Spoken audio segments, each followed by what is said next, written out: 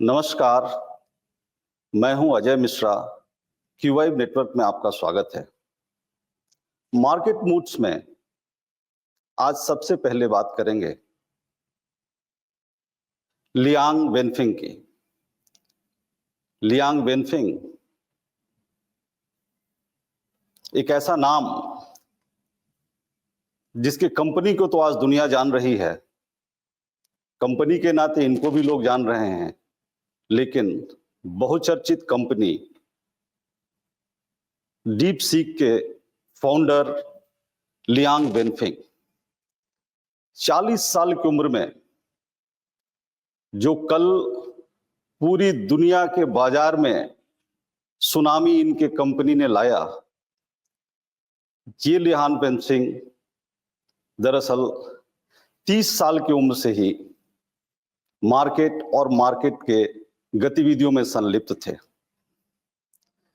महज 30 साल की उम्र में उन्होंने हाई फ्लायर नामक एक हेज फंड गठित किया और वो हेज फंड लगातार अपने काम में लगा रहा।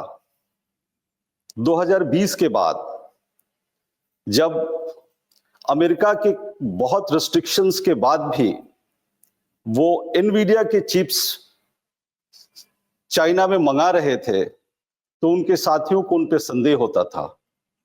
वो अक्सर नहीं समझ पाते थे कि वो क्या कर रहे हैं, लेकिन उन चिप्स के बल पे जो कल डीप सीक ने पूरी दुनिया में कर दिखाया, उससे ये समझ में आता है कि भले और कोई समझता हो न समझता हो, पर लियांग वेनफिंग ये जानते थे कि वो क्या कर रहे हैं। कहीं ऐसा तो नहीं कि हेज फंड चलाते चलाते वो भी हिंडरबर्ग की तरह किसी बड़ी तैयारी में थे और उसी बड़ी तैयारी का असली चेहरा कल उभर कर आया, जबकि पूरे विश्व के मार्केट से लगभग 200 लाख करोड़ का सफाया हो गया। कैसे हुआ यह सफाया और हिंडनबर्ग से इनका क्या कनेक्शन है, इस पे बात करेंगे। पहले लेते हैं भारतीय बाजार के मूड का जायजा। लगातार फॉल करते हुए मार्केट को सपोर्ट करने के लिए कल शाम आरबीआई ने एक लिक्विडिटी इन्फ्यूजन की पॉलिसी लाई, जिसके तहत वो ओपन मार्केट से 60,000 करोड़ रुपया बैंकिंग सिस्टम में इन्फ्यूज करने जा रही है। ये इन्फ्यूजन 3 ट्रेंचेस में होगा। 30 जनवरी को 20,000 करोड़, 11 फरवरी को 20,000 करोड़ और 20 फरवरी को 20,000 करोड़। भारतीय बाजार पिछले 15 साल से में सबसे बुरी लिक्विडिटी क्रंच से गुजर रहा था। स्थिति ये हो गई थी कि लिक्विडिटी क्रंच 3 लाख करोड़ से ज्यादा हो गया था। ऐसे में आरबीआई का 60,000 करोड़ का लिक्विडिटी इन्फ्यूजन की बात बाजार के लिए एक बहुत बड़ी हिम्मत की बात थी। 60,000 करोड़ ही नहीं, आरबीआई अगले कुछ दिनों में 1.5 लाख करोड़ इन्फ्यूज करने जा रही है। ये मार्केट में लिक्विडिटी का इन्फ्यूजन अमूमन रेट कट जैसा ही होता है, क्योंकि लिक्विडिटी बढ़ने पे मार्केट को ब्रीदिंग स्पेस मिलती है और वही ब्रीदिंग स्पेस मार्केट को उठाने में, बैंकिंग सिस्टम्स को ऑपरेट करने में काफी मदद करती है। और इसका असर आज के बाजार पे दिखा भी। नहीं तो जिस बुरे दौर से वैश्विक बाजार गुजर रहे थे, आज भारतीय बाजार को भी बहुत बुरी शुरुआत के साथ साथ पूरे दिन भर सेलिंग प्रेशर से ही जूझना पड़ता। लेकिन आरबीआई के इस इन्फ्यूजन का बड़ा फायदा मिला और भारतीय बाजार खुलने के बाद सेंसेक्स लगभग 1100 अंकों की ऊंचाई तक गया। वही निफ्टी 300 के ऊपर गया हालांकि बाजार बंद होते होते निफ्टी 125 अंक पे ही सिमट करके रह गया, लेकिन कम से कम वो पॉजिटिव टेरिटरी में था और उसी तरह सेंसेक्स 800 अंक पे आकर के रुका। दरअसल बाजार को सबसे बड़ा सपोर्ट दे रहे थे बैंकिंग शेयर्स, जो 800 अंक से ज्यादा बढ़े हुए थे, लेकिन बाजार को ड्रैग करने में ब्रॉडर मार्केट, जहां पे स्मॉल कैप और मिड कैप शामिल होते हैं, उनका सपोर्ट नहीं मिल पा रहा था और इसीलिए बाजार को जो आज करना था वो दिखा नहीं पाया। बाजार आखिरी घंटे में अचानक ही गिरना शुरू कर गया और गिर करके वो इस बेस पे आया जो कह सकते हैं कि एक सपोर्ट है।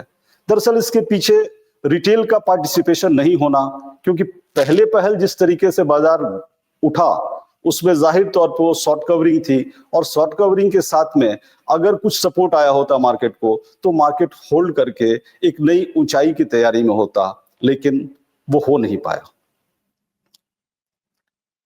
अब चलते हैं भारतीय बाजार से।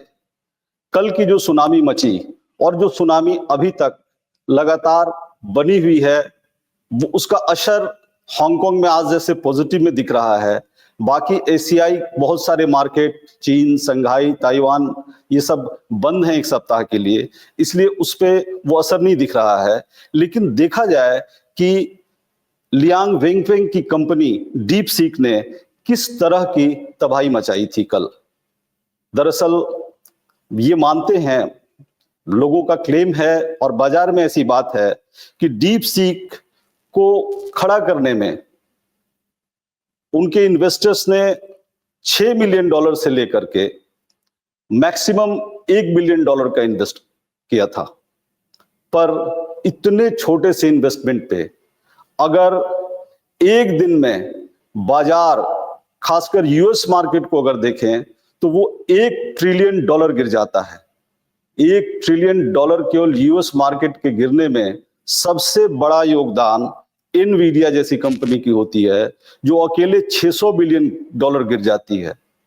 अब ये सोचने की बात है कि $1 बिलियन, मैक्सिमम पे $1 बिलियन, वो तो कहते हैं कि हम $6 मिलियन की कंपनी है, लेकिन $1 बिलियन की कंपनी की बात वो केवल एप्पल स्टोर पे सबसे ऊपर आ जाती है तो गिरावट $600 बिलियन का एनवीडिया में हो जाता है। उसी तरह ओरेकल में 14% का गिरावट होता है, सुपर माइक्रो सिस्टम्स में 13% का गिरावट होता है, कॉन्स्टलेशन एनर्जी में 21% का गिरावट होता है, जापान के एडवेंटेस्ट में 20% का गिरावट होता है। तो ये बात साफ साफ है कि एक छोटी सी कंपनी का प्रयोग इतनी बड़ी गिरावट नहीं ला सकता है। इस गिरावट के पीछे बड़ी शक्तियां होंगी जो बहुत दिनों से काम कर रही होंगी और उनको पता होगा कि वो माकूल समय कब है जब उन्हें हिट करना है। और आप देखिए कि जैसे ही एप्पल स्टोर पे डीप से नंबर 1 स्थिति में पहुंची, उसके साथ ही पूरा बाजार धराशायी हो गया। ऐसा क्या हो गया? ये सही है कि एक सस्ता प्लेटफॉर्म दे करके उसने पूरे यूएस मार्केट में या बड़े टेक जायंट्स के लिए एक बड़ी चुनौती खड़ा कर दी, लेकिन क्या एक चुनौती की बात बाजार को इस तरह से धराशायी कर देगी? क्या एक चुनौती की बात बाजार में इतनी बड़ी सुनामी ला देगी कि $1 ट्रिलियन यूएस जैसी यूएस का स्ट्रॉन्ग मार्केट लूज कर जाएगा? नहीं, ऐसा नहीं हो सकता है। अगर ये है तो इसके पीछे कोई बहुत बड़ी चाल होगी, जो चाल जिस पे आज चर्चा नहीं हो रही है, पर वो धीरे धीरे बातें उभर करके आएंगी। ये चाल वैसी ही चाल होगी जैसे किसी समय हिंडरबर्ग ने, जो शॉर्ट सेलर थे और उन्होंने अडानी ग्रुप के स्टॉक्स में शॉर्ट सेलिंग करके ऐसे न्यूज प्रोपोगेट किए जिसके आधार पे न केवल अडानी ग्रुप के स्टॉक्स गिरे थे, बल्कि पूरा का पूरा भारतीय बाजार धराशायी हो गया था। हालांकि वो सब चीजें उभर गई, लेकिन ये उभरने और चढ़ने के क्रम में तबाह हो जाते हैं वो इन्वेस्टर्स जो बाजार में बड़े सपने लेकर के आते हैं, क्योंकि उनको पता नहीं है कि ये बाजार एक बहुत बड़ा कैसीनो है जिसको चलाने वाले जानते हैं कि इसको कब उठाना है और कब गिराना है। ऐसे माहौल में जहां वैश्विक बाजार हर तरह से निगेटिविटी के दौर से गुजर रहा है, पॉजिटिविटी की क्यूज के लिए परेशान है, उसमें एक और निगेटिविटी की क्यू आ गई है। बाजार पे बहुत चर्चित किताब रिच डैड और पुअर डैड के लेखक ने भविष्यवाणी की है कि फरवरी महीने में भारतीय बाजार सबसे बड़े ऐतिहासिक गिरावट का सामना करने वाले हैं। उनका कहना है कि ऐसी गिरावट आएगी, इन्वेस्टर्स संभल नहीं पाएंगे। हालांकि जब भी इस तरह के प्रेडिक्शंस पहले आ जाते हैं तो बाजार उनको एब्जॉर्ब कर लेता है, लेकिन बाजार के सेंटिमेंट को तोड़ने के लिए, बाजार के मूड को तोड़ने के लिए इस तरह की बातें पर्याप्त होती हैं। आज मार्केट मूड में इतना ही, कल के बाजार का मूड लेंगे। नमस्कार।